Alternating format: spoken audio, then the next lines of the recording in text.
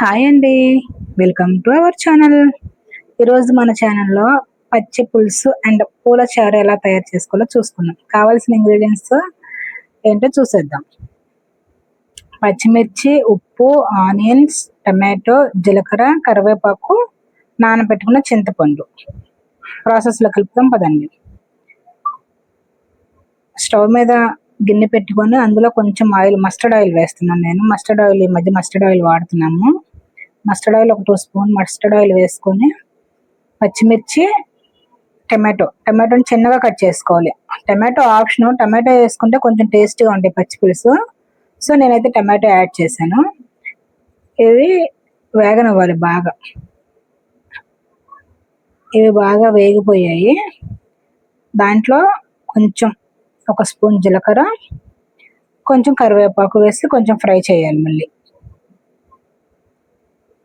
మన ఛానల్ని ఎవరైనా చూస్తున్నారైతే కొత్తగా, వాళ్ళు సబ్స్క్రైబ్ చేసుకోండి, లైక్ చేయండి. మరిన్ని వీడియోస్ కోసం మన ఛానల్ని ఫాలో అవ్వండి. వేగిన పచ్చిమిర్చిని కిందకు దింపేసుకొని చల్లారాక కల్లుప్పు వేసుకోండి. ఎక్కువ శాతం నేను అన్ని వీడియోస్లో కల్లుప్పు వాడమనే చెప్తాను. ఎందుకంటే కల్లుప్పులో అయోడిన్ % ఎక్కువ ఉంటుంది. పిల్లలకి బ్రెయిన్కి సంబంధించి అయోడిన్ ఎక్కువ అందాలంటే కల్లుప్పే మనం వాడాలి. ఈ మధ్య అందరూ సాల్ట్ వాడుతున్నారు. సో కల్లుప్పు ఎక్కువ ప్రిఫర్ చేయండి. మనం పప్పు గుత్తి పెట్టి మెత్తగా స్మాష్ చేసుకోవాలి. కొంతమంది చేతితో కూడా నలిపేస్తారు.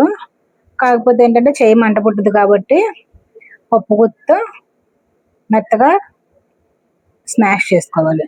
స్మాష్ చేసుకున్న దాంట్లో చింతపండును గుజ్జు మొత్తం స్క్వీజ్ చేసుకొని ఒక కప్లో తీసుకోవాలి. 1 కప్పు చింతపండు స్క్వీజ్కి 1:3 రేషియోలో వాటర్ పోసుకోవాలి. ఎందుకంటే మనం ఓన్లీ చింతపండు స్క్వీజే 1 కప్ వేసుకున్నాం కాబట్టి 3 కప్స్ వాటర్ యాడ్ చేసుకొని మళ్ళీ ఒకసారి కలుపుకోవాలి. ఉప్పు చూసుకోవాలి. ఉప్పు సరిపోకపోతే మళ్ళీ కొంచెం ఉప్పు యాడ్ చేసుకోండి. వీడియో చూపిస్తున్నట్టు 1:3 రేషియోలో వాటర్ పోసుకుంటే మనకి పులుపు అనేది సరిపోతుంది. కొంతమంది పంచదార లేదా బెల్లం వేసుకుంటారు, అది ఆప్షనల్ అండి. స్వీట్నెస్ కోరుకున్న వాళ్ళు పంచదార, బెల్లం వేసుకోవచ్చు. నేనైతే వేయలేదు.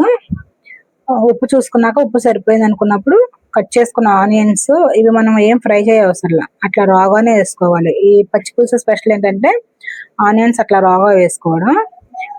మొత్తం కలుపుకొని మళ్ళీ ఒకసారి ఉప్పు కానీ స్వీట్నెస్ కానీ చూసుకుంటే ఏదైతే తక్కువైద్దో అది యాడ్ చేసుకోవడమే.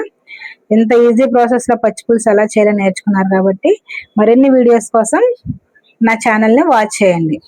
బాయ్ అండి. సబ్స్క్రైబ్ చేసుకునే వాళ్ళు ఉంటే సబ్స్క్రైబ్ చేసుకోండి.